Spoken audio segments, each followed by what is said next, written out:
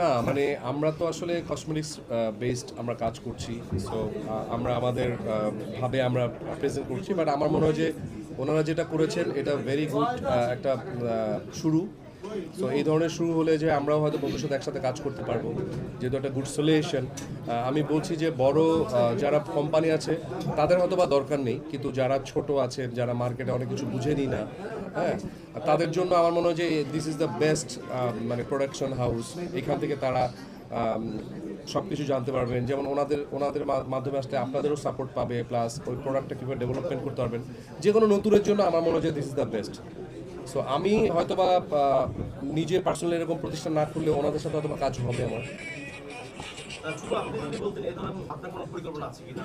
আমার পরিকল্পনা আমি তো মনে হয় যে আমি অরবিট ক্রিয়েটিভ হাবের মনে হয় যে ক্লায়েন্ট হয়ে যাব, কজ আমি এসে ফ্যান হয়ে গেছি ওনাদের। কজ আমি কিন্তু বেসিক্যালি মুভির পাশাপাশি আমি হচ্ছে ব্র্যান্ডিং এর সাথে কাজ করছি, এন্ড আমার পার্সোনাল ইউটিউব চ্যানেল আছে। আমি অনেক সময় হয় না যে আমাকে কে ভিডিও বানাই দিবে, একটা কুকিং ভিডিও বানাচ্ছি বা একটা মিউজিক ভিডিও বানাচ্ছি যেটা স্টুডিও ব্যাকগ্রাউন্ডের। সো আমি অনেক কভার গান গাই বা রবীন্দ্রসঙ্গীত বা অন্যান্য যে গানগুলো গাচ্ছি, দেখা যায় যে আমার একটা স্টুডিওর প্রয়োজন হয়।